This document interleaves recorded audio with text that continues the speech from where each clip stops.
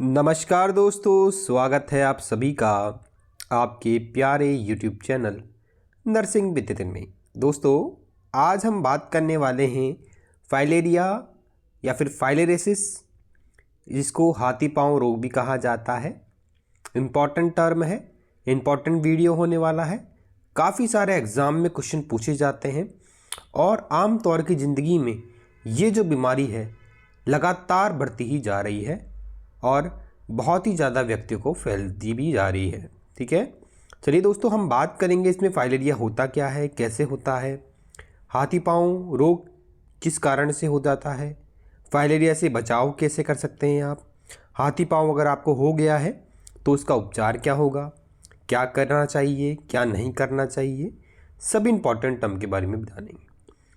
पूरे आपको वीडियो में बने रहना है। चित्र सहित पूरी जानकारी इस वीडियो के माध्यम से देने वाले हैं। और इसके अलावा दोस्तों, हम इम्पॉर्टेंट कुछ बातें भी बताएंगे आपको कि अगर आपके आसपास किसी को हुआ है तो उसकी देखभाल आप कैसे कर सकते हैं। बने रहिएगा वीडियो में। अगर वीडियो अच्छा लगे तो वीडियो को लाइक कीजिएगा, चैनल को सब्सक्राइब कीजिएगा। चलिए बात करते हैं दोस्तों, फाइलेरिया एक्चुअली होता क्या है। फाइलेरिया जो है एक पैरासाइट होता है निमेटोइड्स फैमिली का, जिसको बोलते हैं वुरचेरिया बैनक्रॉफ्टाई। ये एक प्रकार का पैरासाइट है जो बॉडी के अंदर किसी मच्छर के काटने से फैलता है। क्या?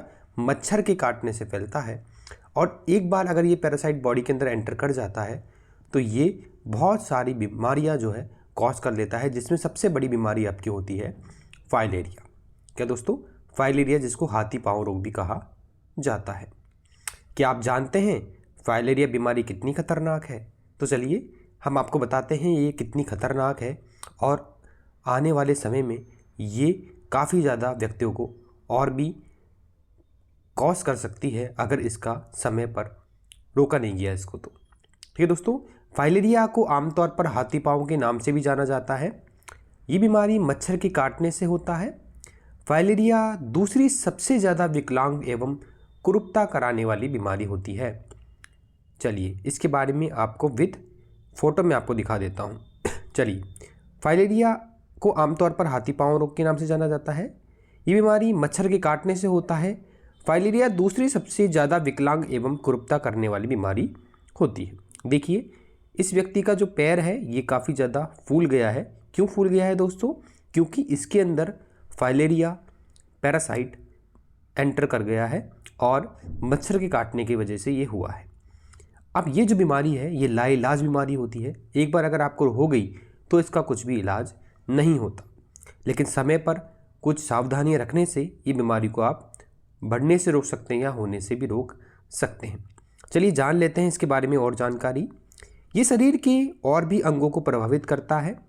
हाथ, पैर, स्तन, हाइड्रोसील। दोस्तों, ये व्यक्ति जो है इसको हाइड्रोसील हुआ है, जिसका फोटो आप सामने देख रहे हैं। इसका संक्रमण अधिकतर बचपन में ही हो जाता है। बीमारी का पता चलते में 5 से 15 साल भी लग जाता है। तो जी हाँ दोस्तों, बीमारी का पता लगने में आपको 5 से 15 साल भी लग सकते हैं, क्योंकि इसके सिम्टम जो होते हैं काफ़ी लेट से भी दिखाई पड़ते हैं।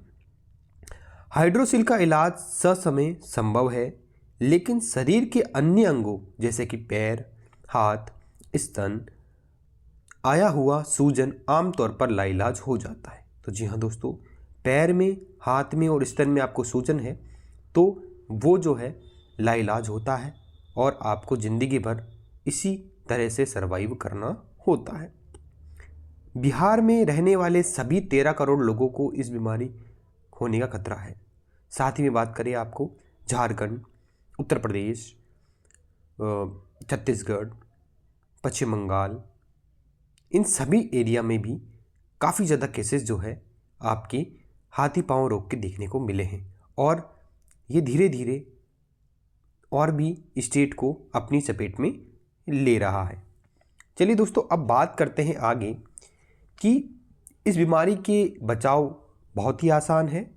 साल में देखिए, इसका पैर देखिए और ये मच्छर के काटने से होता है। चलिए, इस बीमारी से बचाव करना आसान है। साल में सिर्फ एक बार फाइलेरिया की दवा आपको सेवन करनी होती है। चलिए जान लेते हैं दोस्तों, कृपया सुनिश्चित कर ले साल में एक बार फाइलेरिया की दवा हमेशा आपको देनी है। इन दवाइयों का सेवन हर कोई करें, स्वस्थ दिखने वाले व्यक्ति भी करना चाहिए। 2 साल से कम उम्र के बच्चे, गर्भवती महिलाओं या अत्यधिक बीमार व्यक्ति को छोड़कर सभी लोग इसका सेवन कर सकते हैं। कृपया अपने घर आने वाले स्वास्थ्य कार्यकर्ता के सामने ही दवा खाएं। जी हाँ दोस्तों, ये बहुत ही ज़्यादा इम्पॉर्टेंट है। कृपया आप अपने घर आने वाले स्वास्थ्यकर्ता मतलब स्वास्थ्यकर्ता जो होते हैं, जैसे ANM, आशा और भी स्वास्थ्यकर्ता जो हैं, कार्यकर्ता जो हैं, उनके सामने ही दवा आपको खानी है। कृपया सभी दवाओं का सेवन एक ही बार में ही करें। ठीक है, एक बार में ही आपको दवा सेवन करनी है। ठीक है, चलिए बात करते हैं। कुछ लोगों पर दवा खाने से मामूली प्रतिकूल प्रभाव हो सकता है, जैसे कि सर दर्द, उल्टी, चक्कर, बुखार, दस्त इत्यादि, जिसे घबराने की बिल्कुल भी ज़रूरत नहीं है, बल्कि आपको खुश होने की ज़रूरत है, क्योंकि आपके शरीर के अंदर फाइलेरिया के कीड़े जो दवा है वो फाइलेरिया कीड़े को मार रहे हैं। अगर आपको इस प्रकार की कोई कंडीशन होती है तो समझिए आपके अंदर फाइलेरिया का कीड़ा मौजूद था, जो कि दवा देने की वजह से मर रहा है, और उसके ही सिम्टम्स ये सर दर्द, उल्टी, चक्कर, बुखार ये आ रहे हैं। तो ये बहुत ही इम्पॉर्टेंट है समझना कि ये जो साइन एंड सिम्टम है ये बल्कि इसलिए आ रहे हैं क्योंकि आप सभी के बॉडी के अंदर फाइलेरिया का जो परजीवी है वो मौजूद है, और दवा से संपर्क में आने से और दवा के संपर्क में आने से इस प्रकार के जो है सिम्टम्स, साइन एंड सिम्टम्स आपको देखने को मिल सकते हैं। चलिए दोस्तों, अब इम्पॉर्टेंट और भी जानकारी को समझ लें। कुछ इम्पॉर्टेंट चीज़ों को समझने से पहले मैं आपको बता दूं कि सभी डिस्ट्रिक्ट जो है बिहार के भी, चाहे वो उत्तर प्रदेश के हों, छत्तीसगढ़ के हों, चाहे से वो बात करें आपके पश्चिम बंगाल के हों, ये केसेस लगातार तौर पर बढ़ते हुए देखने को मिल रहे हैं।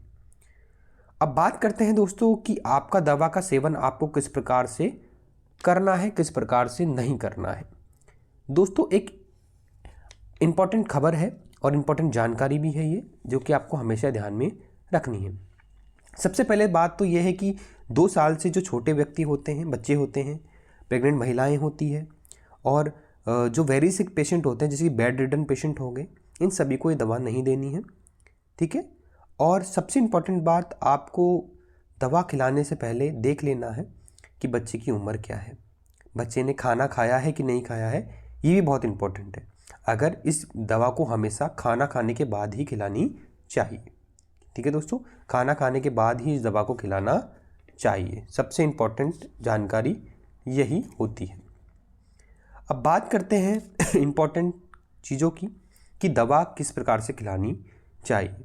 तो दोस्तों, दवा की बात करें हम तो दवा के लिए इम्पॉर्टेंट चीज़ ये है कि उम्र के हिसाब से आपको दवाई खिलाई जाती है। कैसे? उम्र के हिसाब से आपको दवाई खिलाई जाती है। पहली चीज़, अगर बच्चे की उम्र जो है 0 से लेकर 5 साल तक है, तो बच्चे की उम्र अगर 0 से लेकर 5 साल तक है तो 100 mg की टेबलेट आपको खिलानी होती है। ठीक है दोस्तों, 100 mg की टेबलेट आपको खिलानी होती है डाइथाल कार्बाजीन की, जो कि सरकारी संस्थानों में मुफ्त में आपको मिल जाएगी। दिन में 1 बार खिलानी होती है। ठीक है, और बात करें 6 से 14 साल का अगर कोई बच्चा है तो उसके लिए DC की टेबलेट 200 mg दिन में 1 बार खिलानी होती है। लेकिन अगर 13 साल से ज़्यादा उम्र आपकी उम्र है तो 3 टेबलेट आपको 200 mg की साथ में खिलानी होती है। 3 गोली आपको खिलानी होती है 200 mg की डाइथाल कार्बाजीन की। लेकिन दोस्तों ध्यान रहे, इसके साथ में आपको एक एल्बेंडाजोल की गोली भी खिलानी है, क्योंकि एल्बेंडाजोल क्या करेगा, पैरासाइट को मारने का कार्य करेगा। चलिए दोस्तों, बात करते हैं अब इम्पॉर्टेंट, अगर किसी को हाथी पांव रोग हुआ है तो उससे बचाव के लिए आप क्या कर सकते हैं, या अगर आप किसी को हो गया है तो उसको बढ़ने से आप कैसे रोक सकते हैं। तो सबसे पहले हम बात करेंगे स्वच्छता के बारे में, फिर हम बात करेंगे त्वचा की घाव की देखभाल कैसे करें, व्यायाम कैसे करें, ऊंचाई पे रखना है पैर को और आरामदायक चप्पल पहनना है, तो इसके बारे में बात करते हैं। सबसे पहले बात करते हैं स्वच्छता के बारे में, किस प्रकार से आपको साफ सफाई रखनी है। स्वच्छता के लिए आवश्यक सामग्री आपके पास क्या होनी चाहिए? कमरे के तापमान पर आपके पास साफ पानी होना चाहिए, बाल्टी होनी चाहिए, साबुन बिना खुशबू वाला होना चाहिए, तौलिए या पट्टी होना चाहिए, कप होना चाहिए, बेसिन, कुर्सी या स्टूल या फिर आरामदायक जूते भी आपके पास होने चाहिए। ध्यान रहे दोस्तों, ये जो जितने भी चीज़ें हैं ये उस व्यक्ति विशेष की पर्सनल होनी चाहिए, कोई भी दूसरा व्यक्ति इसको शेयर ना करे। आवश्यक सामग्री तैयार करें। साफ पानी, साबुन, कप, बेसिन, बाल्टी, कुर्सी या स्टूल, तौलिया या पट्टी, जूते निकट में रखें। फिर आपको क्या करना है, त्वचा का निरीक्षण करें।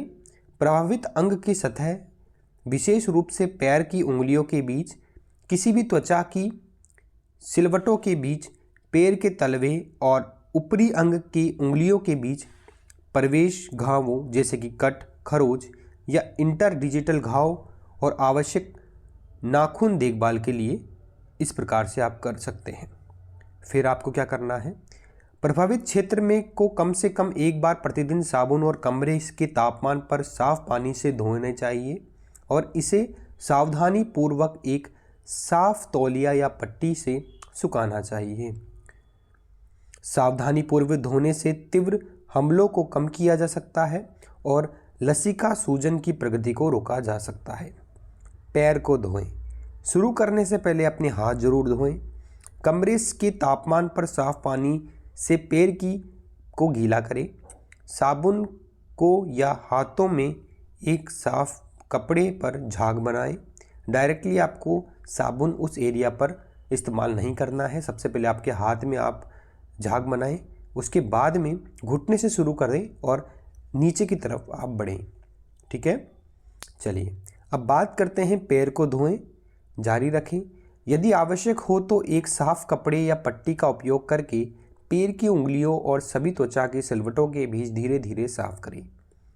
त्वचा टूटने से रोकने के लिए किसी भी गांठ या काई जैसे घावों को धीरे से साफ करें। सावधानी पूर्वक धोने को तब तक दोहराएं जब तक कि कुल्ला पानी गंदा ना हो, यानी कि साफ पानी जब तक गंदा नहीं होता है तब तक आप दोहराएं। प्रवेश घावों को साफ और उपचारित करने के लिए एंटीसेप्टिक तरल जैसे पोटेशियम परमैंगनेट का उपयोग करके धोना भी संभव होता है। चलिए दोस्तों, बात करते हैं पैर को किस प्रकार से सुखाना चाहिए। त्वचा को सुखाने के लिए एक साफ तौलिया का उपयोग करें। यदि आवश्यक हो तो कपड़े या पट्टी का उपयोग करके पैर की उंगलियों को किसी भी त्वचा की सिलवटों को सावधानीपूर्वक सुखाएं। काई जैसे घावों या गांठों का नोड्यूल्स को पंखे से हवा में सुखाने की आवश्यकता हो सकती है। दूसरी पैर के साथ भी ऐसा ही दोहराएं। दूसरा पैर के साथ वही प्रक्रिया अपनाएं। दोनों अंगों को धोएं, भले ही केवल एक में लसिका सूजन हो। अगर एक में भी आपके स्वेलिंग है तो इसका मतलब ये नहीं है कि आप एक को ही धोएं, दोनों को आपको इस प्रकार से साफ करना है। पहले अधिक प्रभावित अंग को धोएं, उसके बाद में कम प्रभावित अंग की तरफ जाएं। धोने के बाद नाखूनों की देखभाल करें आरामदायक तरीके से। अब बात करते हैं नेक्स्ट, त्वचा की देखभाल को कैसे करना है। धोने के बाद में फंगल संक्रमण और प्रवेश घावों के लिए पैर की उंगलियों और किसी भी त्वचा की सिलवटों के बीच सावधानीपूर्वक देखें। प्रवेश घावों का उपचार एंटीबैक्टीरियल या एंटी फंगल क्रीम जैसे कि माइकोनाजोल, क्लोटिमाजोल इस प्रकार से लगाएं। त्वचा का परकट हो, खरोंच हो या घाव हो तो उसको एंटीबैक्टीरियल क्रीम जैसे कि बात की जाए बीटाडीन या फिर उसका घोल से साफ करें। एंटीबैक्टीरियल, एंटीफंगल या संयोजक क्रीम की थोड़ी मात्रा को धीरे धीरे घावों पर रगड़ें जब तक कि क्रीम गायब ना हो जाए। लसिका यानी कि सूजन स्तन को प्रभावित अन्य क्षेत्रों को कर सकती है। दोस्तों, यहाँ पर क्या होता है, लिम्फेटिक फेलराइसिस के अंदर लिम्फ नोड के अंदर सूजन देखने को मिलती है, जिसमें आपके हाथ, स्तन, अंडकोश यानी कि स्क्रॉटम की त्वचा, लिंग आदि हो सकता है। पर वहीं भी सिद्धांत लागू होने चाहिए, यानी कि लिम्फ नोड्स आपके जहाँ पर मौजूद हैं वहाँ पर आपको स्वेलिंग देखने को मिल सकती है। अब स्वच्छता पे क्या करना चाहिए, क्या नहीं करना चाहिए। जब भी आप अपने घावों को स्वच्छ करें, एरिया को स्वच्छ करें, तो क्या चीज़ आपको नहीं करनी है।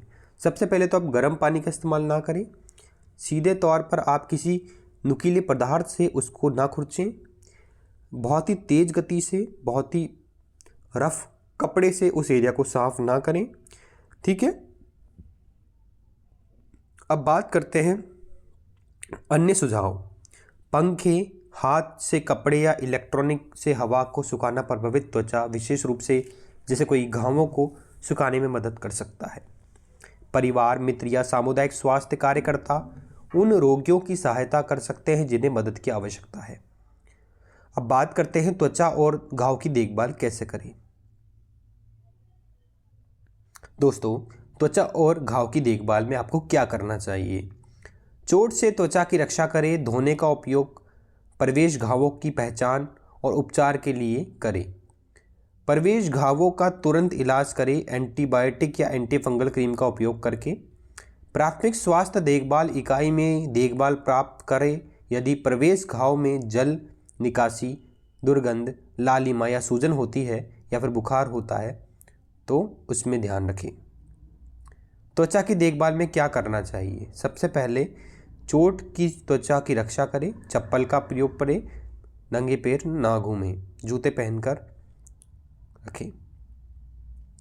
त्वचा की देखभाल में आप क्या नहीं करें?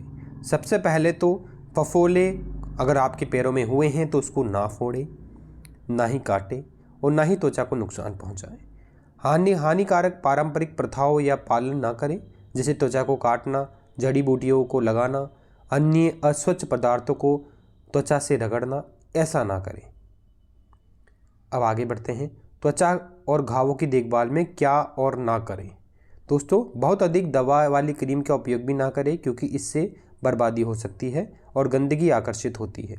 क्रीम को त्वचा में रगड़ें। नाखून को पूरी तरह से ना हटाएं, ये बात आपको ध्यान में होनी चाहिए। त्वचा और घाव की देखभाल के लिए सलाह क्या होगी? फंगल संक्रमण की पहचान करना। आमतौर पर उंगलियों के बीच और गहरे त्वचा के मोड़ों में होते हैं। त्वचा रंग बदल सकती है, आमतौर पर सफ़ेद या गुलाबी हो सकती है, टूट सकती है, दरारें पड़ सकती है, सूखी और पपड़ीदार हो सकती है या फिर नम हो सकती है और मुलायम भी हो सकती है, कोमल भी हो सकती है। अक्सर खुजली वहाँ पर देखने को मिल सकती है।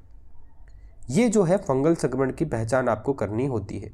इस प्रकार की चीज़ें अगर आपको दिखे तो फंगल इन्फेक्शन वहाँ पर मौजूद है। संक्रमण को ठीक करने तक एंटी फंगल एजेंट, क्रीम, दवाएं या गोली का सेवन करें, जैसे कि विटफील्ड की मरहम हो गई, क्लोटिमाजोल हो गई, फ्लूकानाजोल हो गई। इससे इलाज आप जरूर करें। अब बात कर देते हैं नेक्स्ट, त्वचा और घाव की देखभाल में आप किस प्रकार से सलाह ले सकते हैं। तो इसमें सलाह यही होगी कि बैक्टीरिया से संक्रमित घावों का जख्मों की पहचान कैसे करें।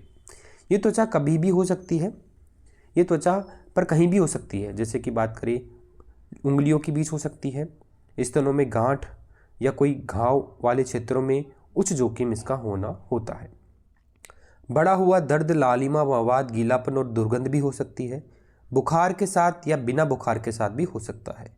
घाव को ठीक होने तक एंटीबैक्टीरियल एजेंट जैसे एंटीबायोटिक मरहम, न्यूमाइसिन, बेसिट्रोसिन से इलाज करें। त्वचा और घाव को देखभाल या सलाह। देखिए दोस्तों, बैक्टीरिया और फंगल से संक्रमित घावों को कैसे पहचान सकते हैं आप? देखिए इस प्रकार की फ़ोटो में आपको नज़र आ रहा होगा।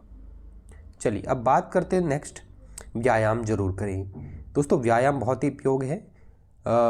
व्यायाम क्या करें, कैसा व्यायाम करें? दोस्तों, लिम्फेडमा से प्रभावित जोड़ों के आसपास कम तीव्रता वाली गतिविधि करें। दिन में कई बार व्यायाम करें, जैसे घर पर काम करते समय, सार्वजनिक परिवहन लेते समय व्यायाम जरूर करें। पैर की उंगलियों पर व्यायाम जरूर करें। पैर की उंगलियों पर आप खड़े हों, जैसे कि दीवार या कुर्सी को पकड़ते हुए पैर को थोड़ा अलग करके खड़े हों। दोनों पैरों के साथ पैरों की उंगलियों पर उठे, फिर वापस फर्श पर आ जाए। इसे 5 से 15 बार जितना आरामदायक हो दोहराएं जरूर। ऊपर नीचे करें। बैठते और लेटते समय पैर की उंगलियों को फर्श पर की ओर रखें और साथ ही में फिर टखने को ऊपर करके उसे मोड़ें। इसे 5 से 15 बार दोहराएं, आरामदायक हो उतना दोहराएं। वृत्ताकार व्यायाम। बैठने या लेटते समय बड़े पैर के अंगूठे को इंगित करें, फिर पैर को दाएं घड़ी की दिशा में दोहराएं, फिर घड़ी के विपरीत एंटी क्लॉकवाइज दोहराएं। इसे 5 से 15 बार या जितना आरामदायक हो दोहराएं। दूसरे पैर के साथ इस क्रम को दोहराएं। उठिए, पैरों को व्यायाम का अभ्यास करिए। पैरों को उंगलियों पर रखें, उसके ऊपर उठिए, फिर ऊपर नीचे, फिर वर्ताकार व्यायाम आप जरूर करें। अब दोस्तों हम बात कर लेते हैं कलाई को किस प्रकार से मोड़ना है। हाथ को सीधा रखें, कलाई को जोड़ों के ऊपर और नीचे की ओर हिलाएं। इसे 5 से 15 बार करें, जितना आरामदायक हो उतना दोहराएं। अब बात करते हैं कोहनी का मोड़। हाथ सीधा रखें, कोहनी के जोड़ों को मोड़ें और कोहनी के जोड़ों को फैलाएं। इसे 5 से 15 बार जितनी बार हो करें, आरामदायक हो उतना दोहराएं। अब बात करते हैं वृत्ताकार व्यायाम की। हाथ को सीधा रखें, कलाई को घड़ी की दिशा में और घड़ी के विपरीत दिशा में घुमाएं। 5 से 15 बार करें, जितना आरामदायक हो इसको दोहराएं। अब बात करते हैं व्यायाम में क्या चीज़ आपको नहीं करनी है। बुखार के समय कभी भी व्यायाम ना करें, सबसे इम्पॉर्टेंट है। बैठिए, हाथ के व्यायाम को अध्याय कीजिए। तो इस प्रकार से आपको कलाई को मोड़ना है, कलाई को कोहनी को मोड़ना है और वर्ताकार व्यायाम आपको करना है। अब दोस्तों बात करते हैं ऊंचाई पर पैर को रखें। ऊंचाई पर पैर को जरूर रखें। अगर आप बैठे हैं कभी भी किसी कुर्सी पे, तो ऊंचाई पर आपके पैर को रखें, ठीक है। ऊंचाई पर रखने से पहले क्या चीज़ करें, प्रभावित अंग को रात में और जब संभव हो दिन में दौरान उठाया जाना चाहिए।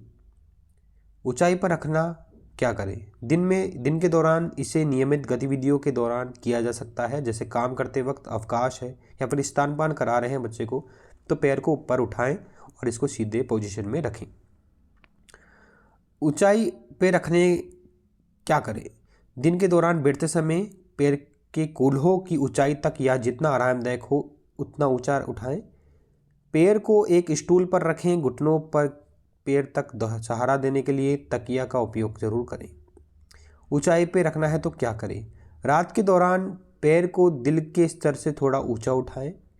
ये गद्दे के नीचे, बिस्तर के पैर के नीचे सहारा लगाएं, जैसे तकिया या ईंटें रख कर किया जा सकता है, ताकि बिस्तर के पैर के समान रूप से उठाया जा सके। पूरे पैर को उठाएं, केवल पैर को नहीं, पूरे पैर को उठाना है। चलिए दोस्तों अब बात कर लेते हैं ऊंचाई पर रखने में क्या आप ना करें। दिल की समस्या वाले मरीज कभी भी अपने पैरों को ऊंचा नहीं उठाना चाहिए जब तक डॉक्टर की सलाह उनको नहीं मिल जाती। इसलिए दिल वाले जो हार्ट पेशेंट होते हैं उनको ये पोजीशन नहीं दी जाती। और क्या ना करें, पैर को किसी भी तरह सतह पर उठाएं जिससे तेज किनारे हो, मतलब ऐसी जगह, ऐसी चीज़ पे कभी भी ना रखें पैर को जहाँ पर तेज किनारे हो, ठीक है, जिससे कि त्वचा कट सकती है। और क्या ना रखें, पैर को दर्दनाक स्थिति में कभी भी ना उठाएं, आरामदायक स्थिति में बदलें, ठीक है। मरीजों को सोते समय केवल पैरों के नीचे तकिया नहीं रखना चाहिए। मरीजों के सोते समय केवल पैरों के नीचे तकिया नहीं रहना चाहिए, क्योंकि पैर तकिए से गिर सकता है। आरामदायक चप्पल जरूर पहने। ऐसे आरामदायक जूते पहने जो पैर को चोट और गंदगी से बचाएं। जैसे जूते पहने जो पैर के आकार के हो और मात्रा में अनुकूल हो। ऐसे जूते चुने जो पैर के चारों तरफ हवा को घूमने दें। क्या चीज़ ना करें, बहुत तंग हो ऐसे जूते ना पहने।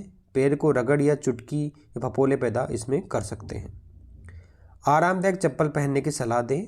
स्थानीय मोची या जूता बनवाने वाले मरीजों के लिए अनुकूल जूते बनाने के लिए संभव संलग्न किए जा सकते हैं।